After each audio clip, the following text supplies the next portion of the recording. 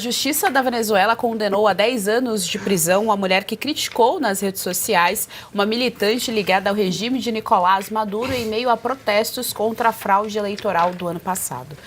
A jovem presa se chama Merlis Oropesa, de 25 anos de idade, e foi condenada por incitação ao ódio no âmbito de uma lei venezuelana que serve para intimidar opositores. A mulher foi presa pouco depois de escrever a seguinte frase no Facebook: "Que ruim que uma pessoa dependa de uma bolsa", fazendo referência ao programa de alimentos subsidiados pelo governo do Maduro. Luiz Arthur Nogueira, a frase é muito simples. Que ruim. Como é que é a frase? Que ruim que uma pessoa dependa É como de se fosse uma o Bolsa bolsa. Família aqui. Exato, exato. Mas é uma frase completamente amena. Eu já falei coisa muito pior. Depende, pode ser Assim, democrático. o meu WhatsApp, mas tem coisa muito pior do que ruim que uma pessoa dependa de uma bolsa. Pois é, Geise, eu vou começar com uma ironia. A justiça da Venezuela é boazinha, sabe por quê? Só deu 10 anos. Aqui com batom pega 14. Verdade. Né? Bom, isso dito, Venezuela e Brasil são muito parecidos nesse quesito, né? Se você falou mal do governo ou da justiça local, você é punido, você é preso, com penas completamente desproporcionais ao ato. Nesse caso, então, não tem pena nenhuma, não deveria ter. Você não pode colocar sua opinião. O programa da Venezuela, o governo da Venezuela tem um programa social que dá bolsa, né? E isso faz com que as famílias lá se acomodem e apoiem o governo. Aí o opositor tem o direito de criticar o programa do governo. Qual o problema, né? Nenhum, se fosse uma liberdade, uma democracia. Como lá é uma ditadura, não me surpreende, Geise. Quando eu vi a manchete da matéria, professor, eu fiquei na dúvida se estávamos falando do Brasil ou da Venezuela. Eles são muito parecidos, os regimes. A Venezuela ela chegou num ponto no qual o Brasil quer chegar. Não o Brasil, este governo quer chegar. Tá? É interessante que isso é a carteira da pátria, eu tenho a impressão, que corresponde ao cartão do Bolsa Família aqui. O regime venezuelano, desde o início com o Hugo Chávez, ele viveu de fazer obras assistencialistas e medidas assistencialistas exatamente para pegar aquele segmento da população que não tinha muitos recursos e assim passou a viver da dependência do Estado. E ampliaram a carga administrativa ou o aparelho administrativo para ter uma série de indivíduos dependentes do Estado. E ampliaram as Forças Armadas. Ou seja, fizeram tudo para ter um conjunto de pessoas dependentes na sociedade, um conjunto de funcionários que sem esse Estado eles não vão ter emprego e uma Força Armada muito bem posta para que eles deem as armas para enfrentar o povo. Basicamente é isso. Aí a gente olha esses 10 anos, como o Arthur falou, eles ainda estão sendo muito gentis perto do que está acontecendo aqui no Brasil e o que acontecerá no futuro.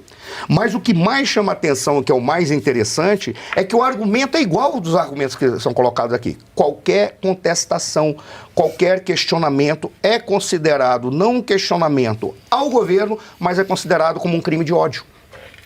Por quê? Porque não é dado direito à oposição de questionar as ações do governo. Não é dado o direito à sociedade de questionar os abusos do regime, menos ainda o regime, porque o regime é considerado por eles como aquilo que é o ápice do que pode ser um regime político para resolver o problema das lutas de classes, ou seja, acabar com as classes sociais e fazer com que haja uma igualdade na sociedade. Aí é que está a jogada deles. Veja, uma vez conversando com o Pavinato, a gente estava verificando quais eram as questões, ou quais eram as condições necessárias e suficientes para existir a democracia. Se você reduzisse tudo a uma, sem a qual você não tem democracia, que é a capacidade que tem a sociedade de questionar os atos dos governantes.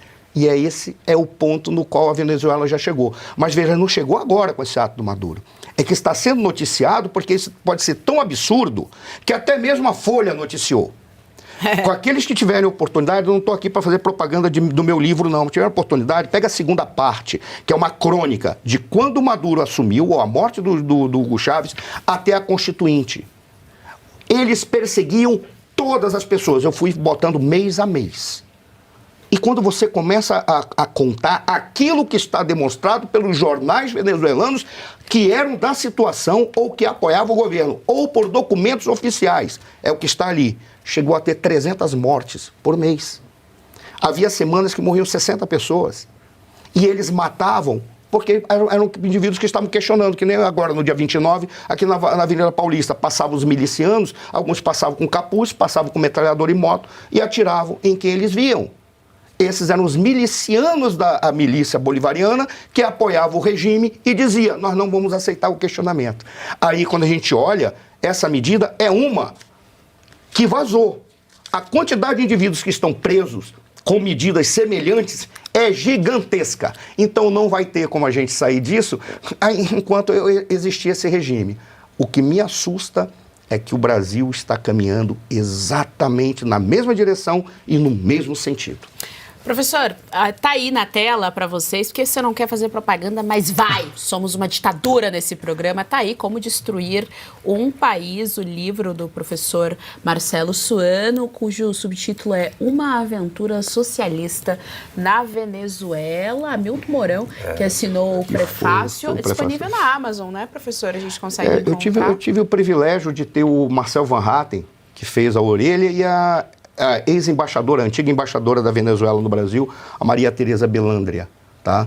E isso não é que me auxiliou, mas mostrou que ali eu estava caminhando no sentido certo.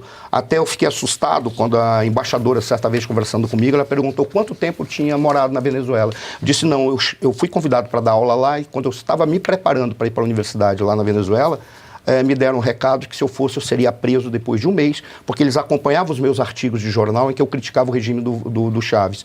E certamente eu seria preso e no Brasil não iam me dar a guarida. Ou seja, eu ia ficar preso lá até morrer. Lá no Peru, aí você ia ganhar. Eu ia ser preso até morrer. Aí eu acabei ficando aqui. Eu disse, eu não fui. Mas isso foi, eu usei várias metodologias para ninguém dizer que eu inventei ou que não pode ser demonstrado. Tanto que para a publicação desse livro deu problema, porque eu coloquei as fontes de onde eu tirei. Algumas daquelas fontes, depois de um tempo, sumiram. Eu tive que baixar para guardar, para mostrar que existia assim.